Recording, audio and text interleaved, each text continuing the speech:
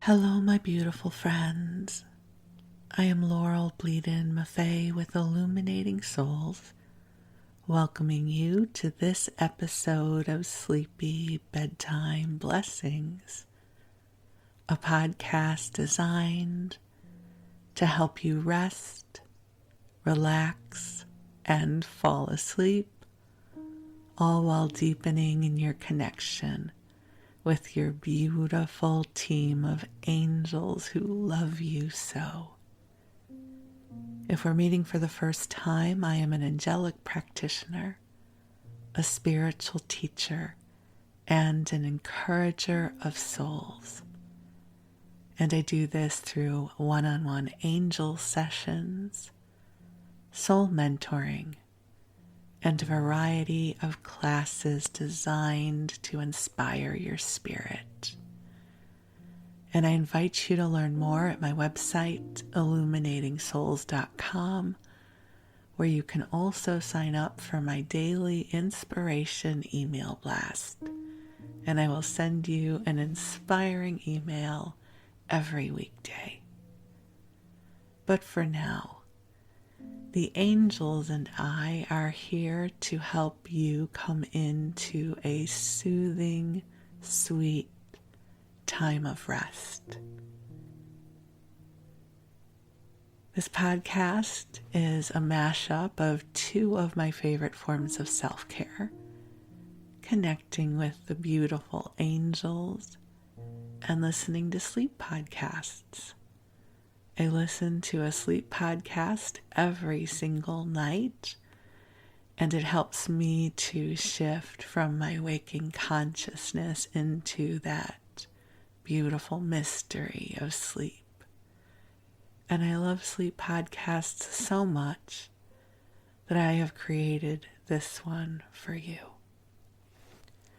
That said, you have my invitation to use this podcast in whatever way best serves you.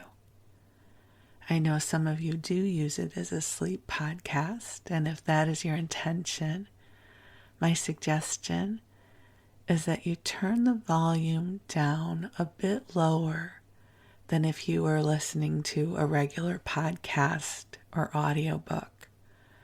I find it helpful to have to reach a little bit to listen, because it makes it easier for me to drift off. And because this is a sleep podcast, there will be no loud noises, no unexpected surprises. I will be sharing with you in this rambling, soothing tone.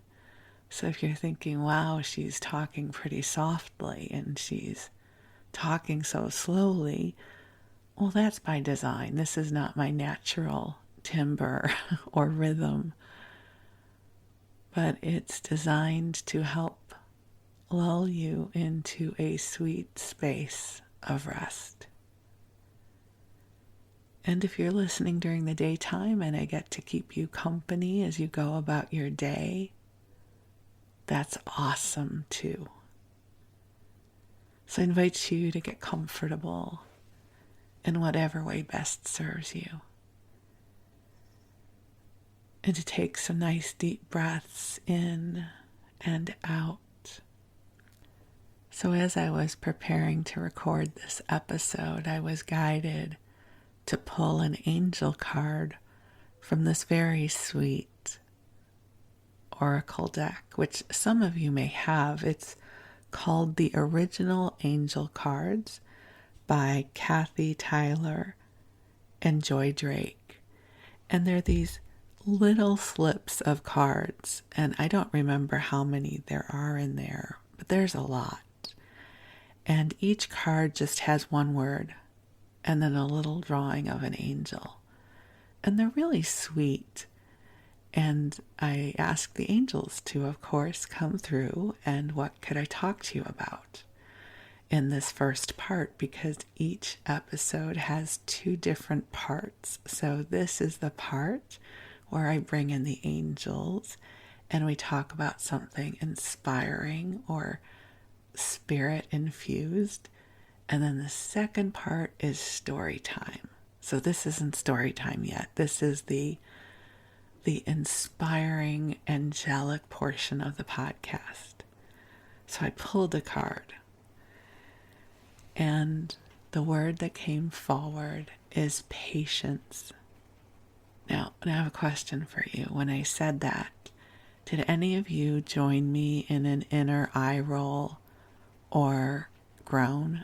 Because that's what happened to me. Patience. No, not that.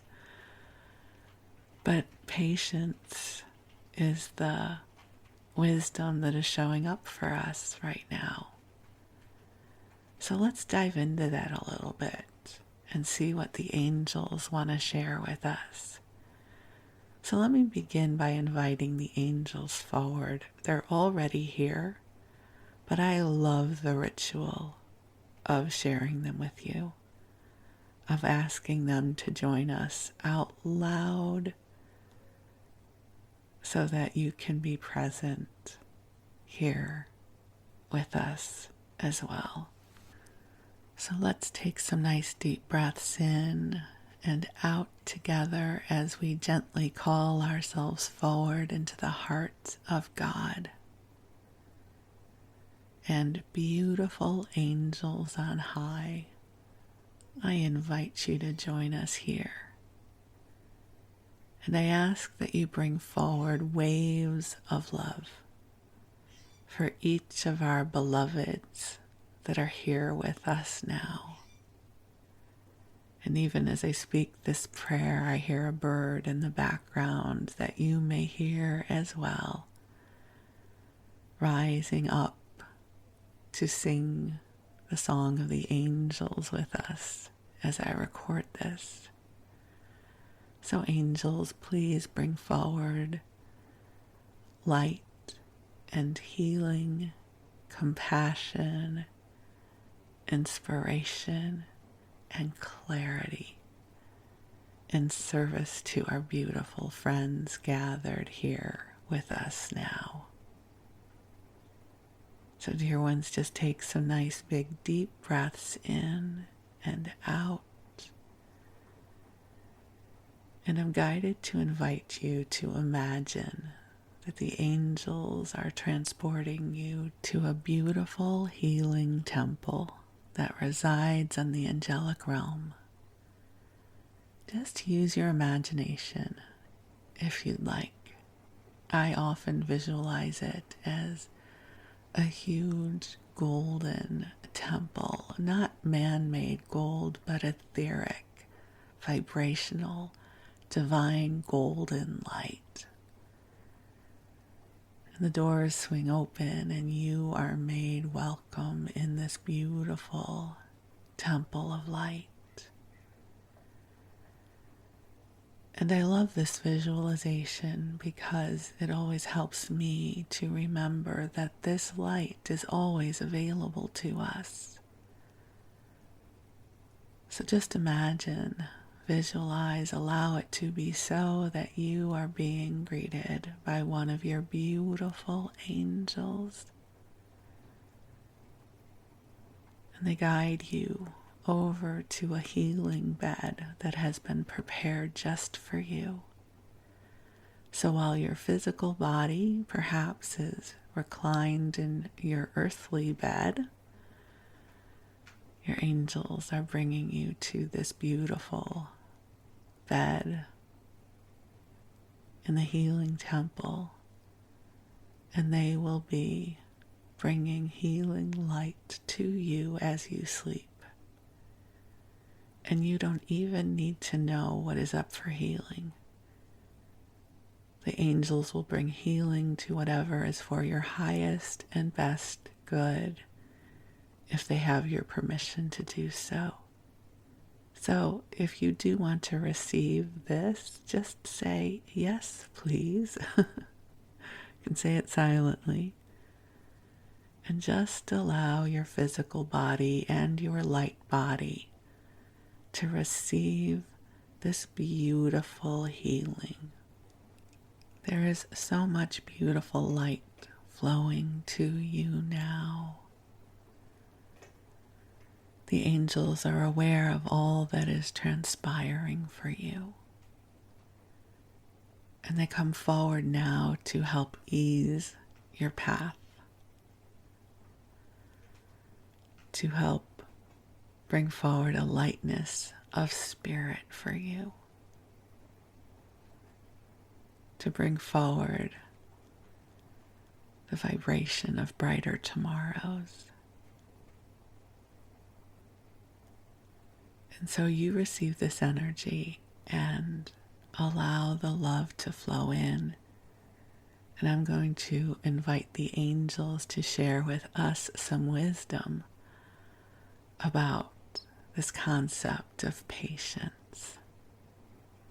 And here is what they want you to know. So often on the earth plane, we identify our creations and our manifesting based upon our earthly endeavors. How hard are we working? How much effort are we putting into something? But co-creation happens multi-dimensionally. That there are times when you experience yourself in stillness, where perhaps you're not doing something. And there can be this perception that you are being lazy. You're not working hard enough. But what I have come to learn is that often co-creation, being in divine flow, is often about learning patience, because there are times when the flow of co-creation is more powerful than others. And I've learned to be patient, sometimes, not always. For instance, many of the classes that I offer are brought forward through inspiration. And I have learned to wait and listen. It's not about me figuring out what to offer next. I'm a smart person. I know how to figure out what to offer. But if I cultivate my offerings based on my will or my intellect, I find they do not have the flow they have when I make space to listen for divine inspiration. And the divine inspiration does not always come in my timeline. Or perhaps a better way to say that, more often than I would like, I'm waiting. I'm doing the metaphoric toe tap, waiting for the download to happen. But it always shows up. I'll share with you a beautiful metaphor that the angels teach about this concept of patience and co-creation. They say, imagine that you are a master surfer. You are a wonderful surfer, and you have all the right equipment, the right wetsuit, the right surfboard. Your surfboard is waxed or whatever people do to their surfboards to get them ready. And you have taken yourself to the ocean's edge, the perfect time of day. So you have done your part. Your equipment is ready, your physical body is ready, and you are at the ocean's edge. But you know what part you have no dominion over is the state of the ocean. That there are times that the ocean is still and good waves are not available. So no matter how good a surfer you are, you're not going to catch the big wave if the big wave has not been created yet. And I think sometimes in this life, we think we are responsible for the waves as well. We're co-creating in a multi-dimensional universe. And there are times that the creation energy is powerful. And there are times when it is quiet. One of my teachers says, and I love this quote from her, it's from Mary Hulnick at the University of Santa Monica. She says, there is a difference between incubation and inertia. And I have come to learn to discern the two, because I certainly have experienced a lot of inertia in my life as well. But there are times when I am called to go into a pause. I might be tired. I might be irritable. I might not feel the flicker of inspiration or drive to get anything done. And I've learned to be okay with that, because at some point, the pilot light is ignited and I'm ready to go. So I invite you to really look at your own creation cycles. Your creation cycle will be personal to you.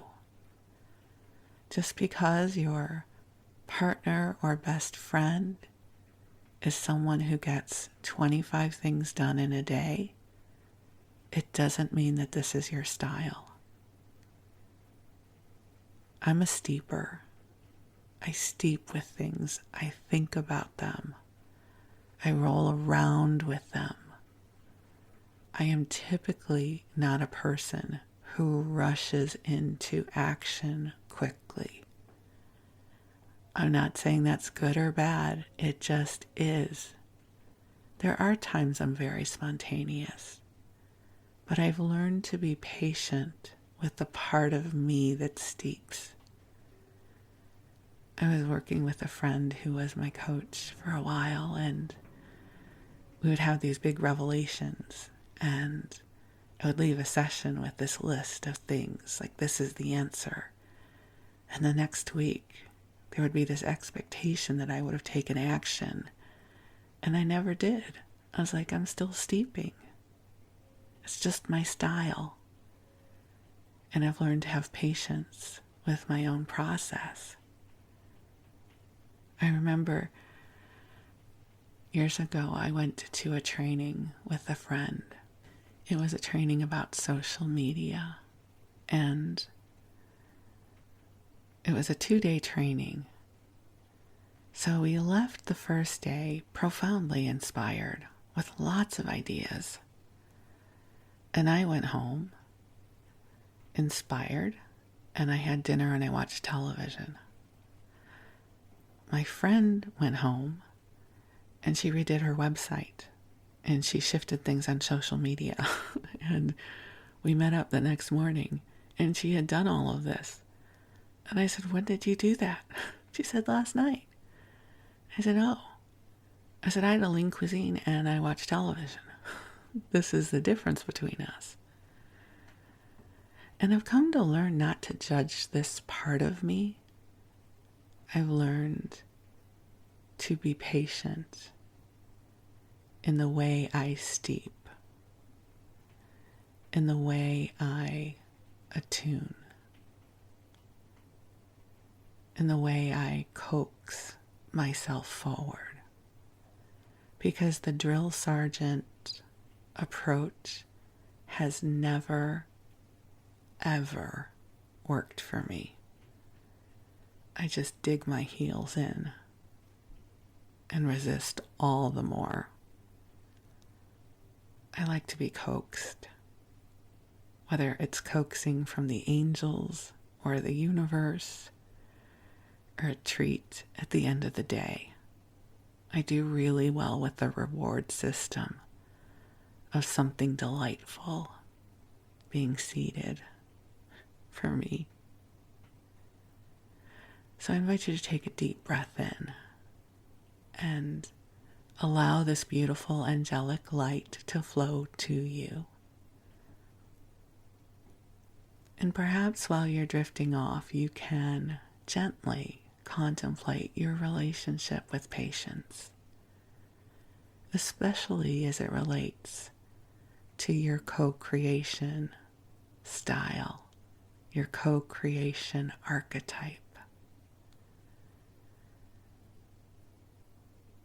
The creative spirit needs time.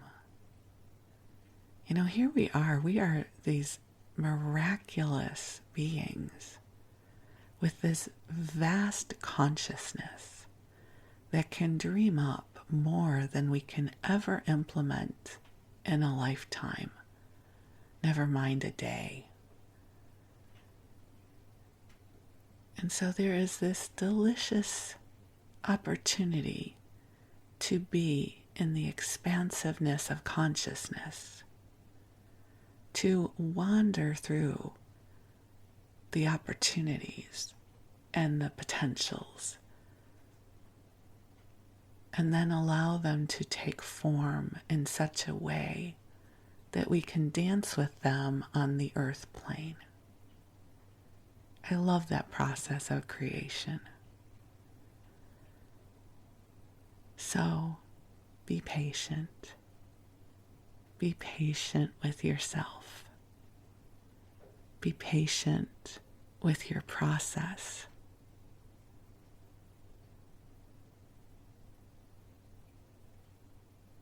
And be patient with the co-creative wisdom of this universe as you shift into the new adventures and opportunities that are calling to you. And so I share this beautiful wisdom with you, inviting you into a place of reflection, continuing to receive this beautiful, healing, divine light from your team of angels who love you so. And I invite you to rest into the love, rest into the soothing, calming energies the angels are bringing to you now.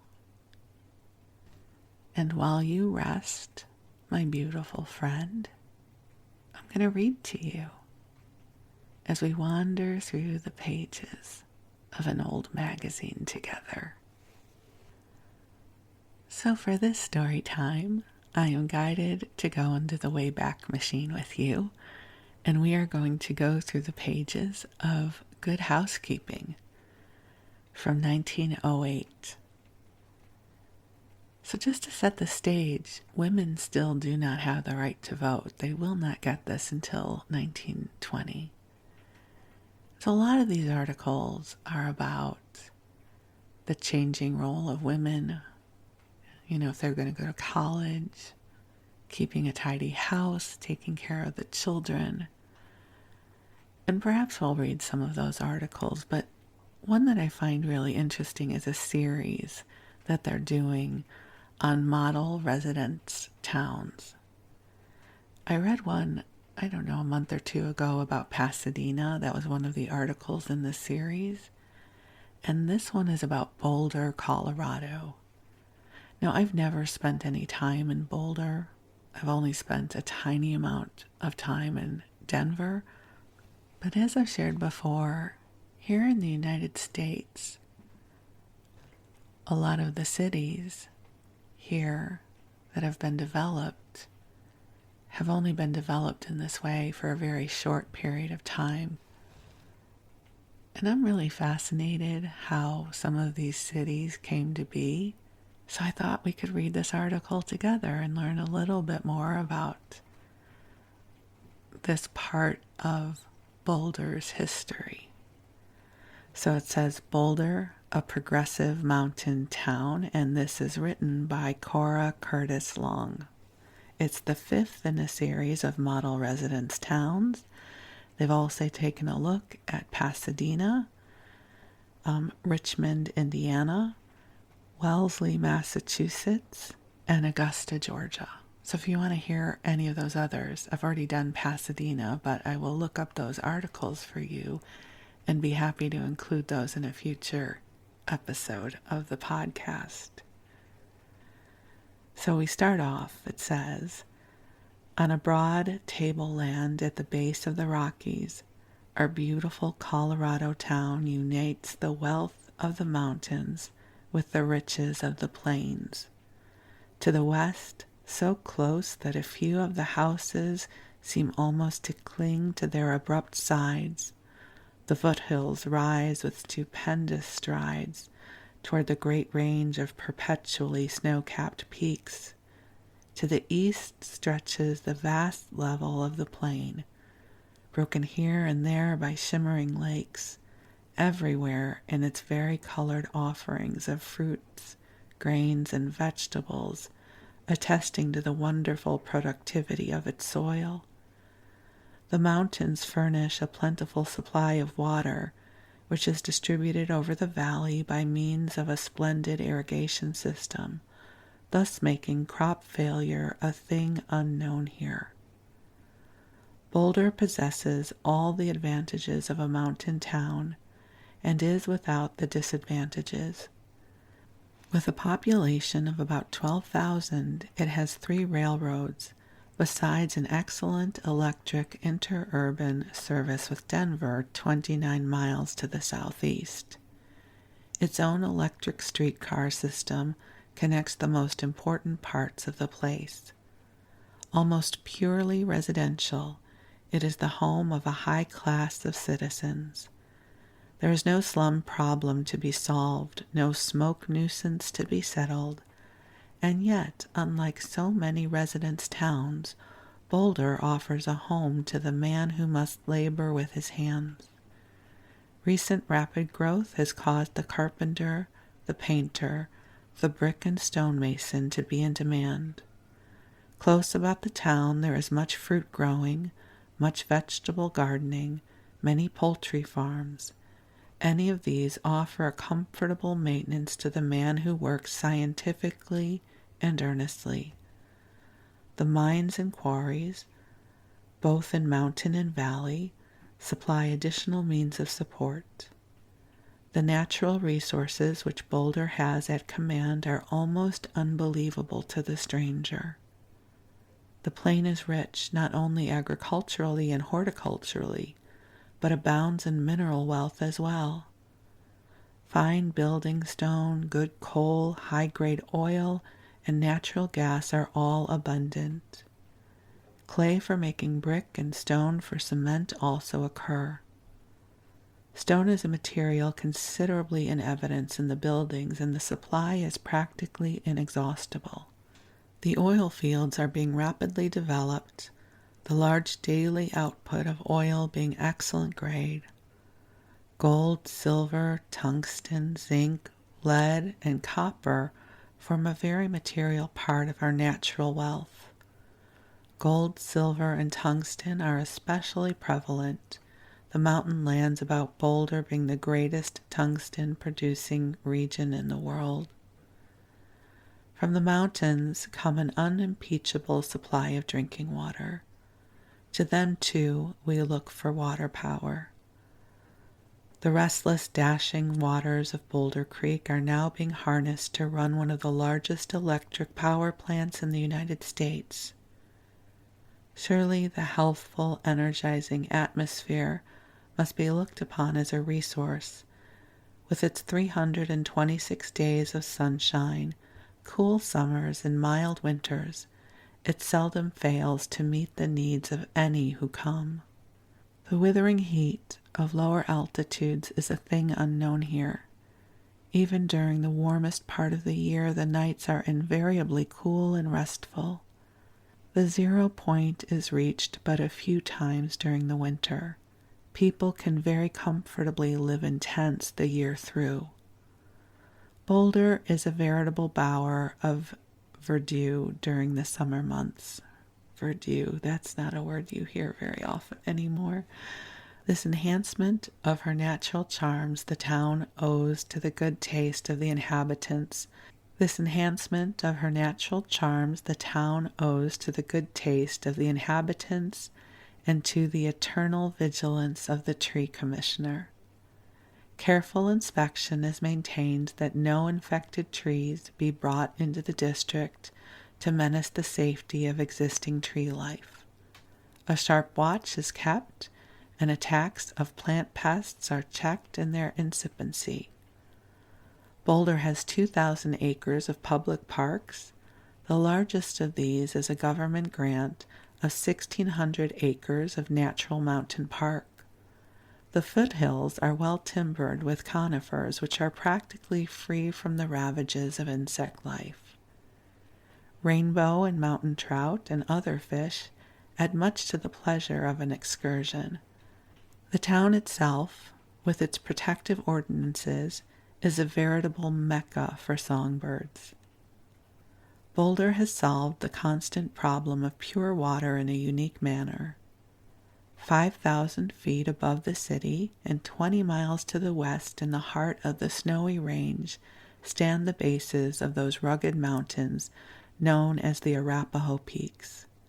High along their sides, and reaching almost to their pinnacles, lies the Arapahoe Glacier, the only true glacier in the state.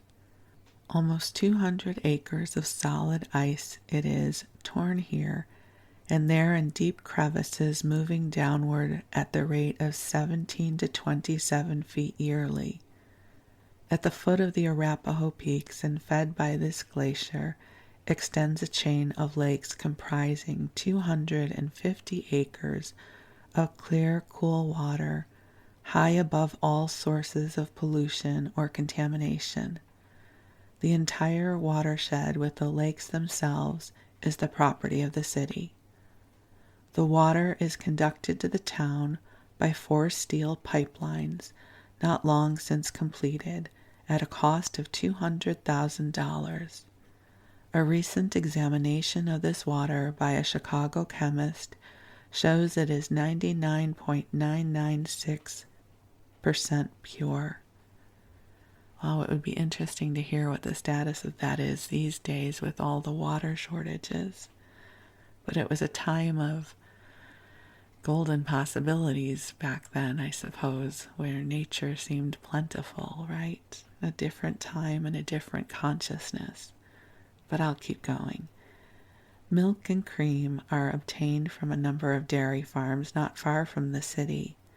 These are under the supervision of a dairy commissioner whose duty it is to inspect carefully all dairies and dairy products.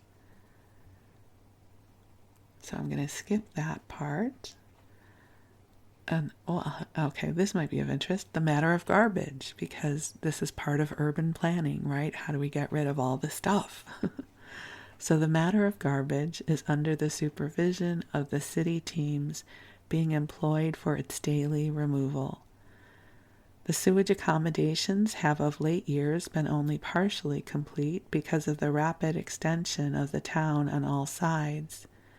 These are being greatly enlarged and extended during the present year. As rapidly as the sewer lines are completed, sewage connection is enforced. When the plans now underway finish, Boulder will have a highly efficient modern drainage system. Small wonder is it that the town has acquired an enviable reputation as a health center. To this place come the ill and exhausted to breathe in health and strength with the ozone-laden, pine-scented air. With a well-equipped, well-organized, paid fire department, 3 fire stations in different parts of the town, and an abundant supply of water under high pressure, a fire seldom reaches the point of destructiveness. Saloons were voted out 2 years ago, and the integrity and acumen of the administration have been such that we have a prohibition which prohibits the sale of intoxicants. Consequently, we have no disorderly element, and our police force is small, 1 chief and 4 patrolmen being found adequate. Exceptional educational advantages are offered here. The public school management is healthfully progressive and wide awake. At present, we have 9 fine stone and brick school buildings with over 50 teachers, and are building on an average 1 school building every 2 years.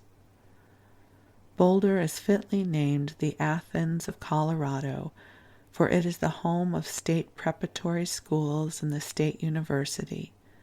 The fact that these 2 large institutions are here has a determining influence on the character of our community. The public has not been slow to recognize the advantages obtainable, and every year families from all parts of the United States make this place their home, that their children may profit by the educational facilities so uniformly and exceptionally good, from the lowest grades of the public school up and to and through the graduate department of the university. The Boulder Carnegie Library and the large library of the State University are counted not the least of Boulder's attractions by many of her citizens. And I just have to say, an aside, I want to do some research into the Carnegie libraries. I'm reading a really lovely book right now called Lost Friends, and they're talking about how this small town got a grant to have a Carnegie library. And I thought, I want to learn more about that. So maybe in another episode we will explore Carnegie libraries. So the Boulder Carnegie Library and the large library of the State University are counted not the least of Boulder's attractions by many of her citizens. The Texas-Colorado Chautauqua grounds lie to the south on an ascending slope, which gradually rises several hundred feet and then falls quickly away into a pine-timbered, vine-grown glen. Here thousands come yearly to rejuvenate physically and mentally. From May till October, the cottages are well filled with tourists from all the states in the Union, while during the Chautauqua proper, which begins July 4th and lasts 6 weeks, the white-tented city which springs up evidences the popularity of the program. Boulder has 11 churches and a new $40,000 YMCA building. In the southeastern part of the town is the University Hospital. The Place Sanitarium is near the center, while the grounds of the Colorado Sanitarium lie toward the northern edge. The tasteful, well-kept houses, smooth lawns, and clean streets with their sparkling mountain water coursing along through stone gutters have not failed to influence for the better the lives of the residents, nor to add to the pleasure of our sojourners. Professor Richard Moulton of the University of Chicago says, "I do not know that I have ever seen so much good taste in the architecture of private dwelling houses in any single place." With an excellent grade of coal at about $4 per ton delivered, and a correspondingly cheap supply of natural gas, the question of heating is by no means a terrifying one, especially when one considers that the townsman often eats his New Year's dinner out of doors, so summer-like are many of the winter days. Food supplies average about the same in price as in the Mississippi Valley region. Clothing may be secured at correspondingly reasonable rates. And then the article abruptly ends. So it's always interesting to hear how they describe these towns and their developments back then through their perspective. And certainly now we know a lot more than we did back then. But I just thought that was an interesting little tidbit to share with you. But let's find some more articles we can read together. Okay, how is this article? The Mysteries of Lingerie, from the Perception Filter of 1908, written by Isabel Gordon Curtis, again in Good Housekeeping, 1908. So one morning, I watched a pretty girl busy with a bodkin, I don't know what that is, and a roll of ribbon, threading into her underwear the silk tie strings which fashion demands. Piece after piece of fresh laundry was laid aside, ready for wear, but every inch of ribbon that adorned it was snowy white. "You don't run to color, do you?" I asked. "Never," answered the girl emphatically. "Never since I saw May Robinson in The Rejuvenation of Aunt Mary." That was an awful object lesson. Sorry, the birds are going crazy out here. A little extra ambience for your listening pleasure. Before that, I made my lingerie gorgeous with blue, pink, even yellow ribbon. When I saw Aunt Mary drop her kimono and step out in a bewildering fluff of lace-trimmed, ribbon-adorned lingerie, I lost my breath for a second. She was the most ridiculous old object you can imagine. If she could only have been satisfied with baby blue ribbon, but no. She flounced about the stage with yards of ribbon, 2 inches wide, fluttering about her, ribbon crimson as rambler rose. The old lady, after 60 quiet, unfashionable years in her country home, goes, for a visit to New York, and comes back rejuvenated, not only in soul but in wardrobe, manners, even morals. Her up-to-date lingerie was the limit. She had brought the most exaggerated styles in the shops. No wonder they scared her staid old servant into a fit. It was nothing but a clever bit of comedy. Still, it must have set a lot of women in the audience thinking, as it did me. They saw what guys they had made of themselves with splashes of bright ribbon showing through transparent waists. It must have been some kind of burlesque show, I imagine. Okay, so we'll keep going. The girl was right. It only requires the multitude to seize a fashion pretty and refined in itself to make it grotesque, so much so it's stamped out of existence, or else relegated to such a stage of simplicity as the hoi polloi would never imitate. This sort of thing goes on constantly like a cycle in the world of fashion. Here, said a French woman who runs a trousseau shop in a big city, here's the most chic thing in corsets. She laid before me the daintiest girdle imaginable, made of white satin, powdered with embroidered rosebuds and pinks and greens of such delicacy they fairly faded into the background. "And that?" I queried, pointing to another corset of radiant yellow satin, splashed with purple pansies. "Ah, that," the Frenchwoman shrugged in a gesture of disgust. "Ah, that horrible. Only we have all sorts of customers. When a lady comes in, I know at once whether she wants the extinguished rosebud or the flamboyant pansy. I never mistake. The woman who buys the pansy corset exclaims, 'It is so chic, so French.' French indeed. Did you ever study the beautiful brocade of Marie Antoinette days? Delicate blue and yellow, so subdued, it is the soft blue sky and half-clouded sunshine, or flowers so delicately lovely that they are a joy forever. These are truly French, French of the old nobility. Still, to some Americans, the more vulgar and gorgeous a thing is, the Frenchier they call it. Here is lingerie I call truly French." The woman tossed before me one after another of the daintiest garments imaginable, filmy linen, hosiery hand-embroidered or made of exquisite lace. I glanced at the price tags. Each bit of lingerie cost as much as would have provided a fall wardrobe for an economical woman. "Gracious," I exclaimed, "do you sell many of these?" "Well, there are seasons when it is almost impossible to fill orders. During early spring and fall, the bride comes shopping. Unless she orders months ahead, we have either to disappoint her or keep our women so hard at work it means overstrain of the eyes and nerves. Here's a wild rose set. It costs $358. Oh, that was a lot of money back then. The Lily of the Valley set is $300. I had never seen such exquisite needlework.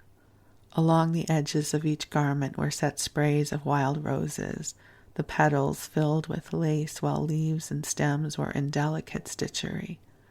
Lilies of the valley bordered the other set, sprays of leaves, graceful stems, and bell-like blossoms were tossed here and there in profusion, then cut out with a charm of irregularity as real as the blossom itself. I hinted at extravagance. Ah, do not be one more woman to maim the rich for spending their money, cried the little Frenchwoman. Unless you are in the business, you cannot guess what a boon this work is for the woman who has to earn a living by her needle. We provide work all the year round and pay good prices to women of refinement. 50 years ago, a girl was taught to sew beautifully. A machine never touched one of these garments. Every seam was sewn by hand. The middle-class woman cultivates a taste for clothes far beyond her means and imitates the lingerie of the rich at the lowest possible price. Her demand is catered to by the department store. She is speaking the truth when she tells of buying underwear for less than the goods would have cost. I have seen bargain counters heaped high with lingerie that sold at actually no margin to speak of. Many a poor soul toiled day and night to make such bargains possible, earning barely a shelter and bread. Let the rich woman spend her money as lavishly as she will. She is providing comfort and employment in many a home.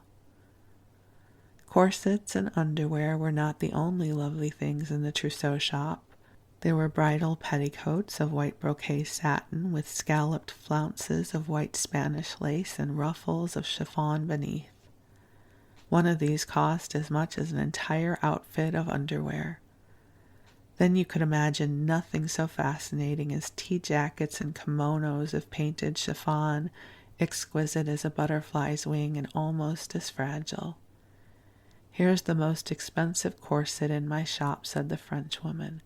It costs $360. Okay, and I figured at this point you might be curious as to what that translates to today. So I just Googled it, and $360 is equivalent to $11,700 and something dollars today. So that gives you a sense. So this beautiful corset, I'll keep reading. It was made of exquisite brocade touched with ribbon rosettes and real lace. But what set the price spinning away was a half a dozen diamonds set in the gold clasps. When it went on the window of the trousseau shop, even men stopped in a half-abstracted, half-apologetic fashion to look at it. A Washington woman tells of finding a certain Persian minister spellbound before the display of lingerie. I would never have dreamed of finding you here, she cried. What interests you? The corsets, madam, he answered naively. I was thinking by what wonderful means the American woman adds to her beauty.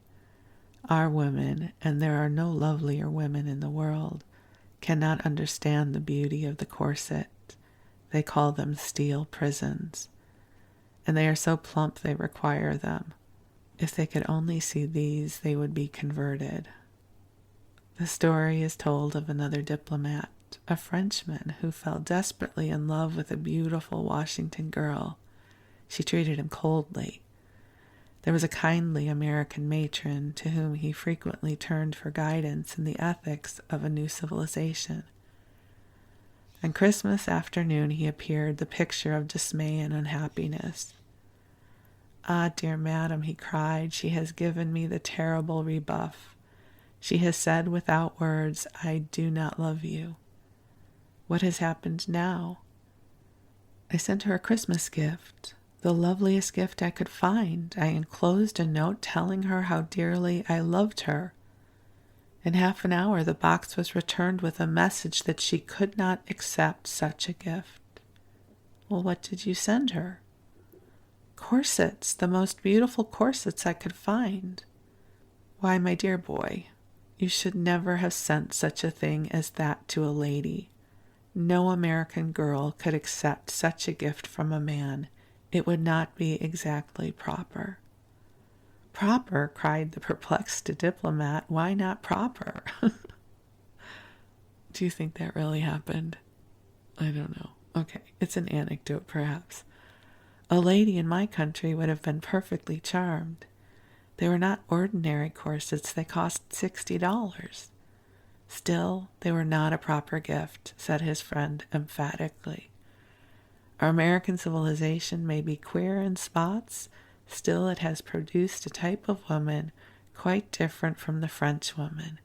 Even she is prudish today in comparison with her great-grandmother, to whom the making of a toilette was the event of a day. She sat in a boudoir in exquisite negligee, held receptions for her men friends while she was being painted, powdered, and patched. And that brings us to the end of that article. Oh my God, I am so happy I incarnated after the age of corsets. I would be so crabby all the time. Have you watched things like The Gilded Age and, where women are sort of boned into these garments that restrict breathing? I couldn't have done it. This is a good era, I think, now. At least for me. My, how things have changed, huh? So thank you for letting me share these articles with you. A little bit of insight to the lingerie of the day, as well as what was happening in Boulder, Colorado. And perhaps by now you are off having the sweetest of dreams. So I'm so grateful for our time together. Thank you for allowing me to share this time with you. You are very precious in this world, and I am always grateful for our time together. So you rest well, and we will talk again soon. And if you're still wide awake and you need some more content, there are over 130 episodes in the archive. So just go ahead and cue one up, and I will continue rambling and meandering and keeping you company. So thank you so much. Sweet dreams.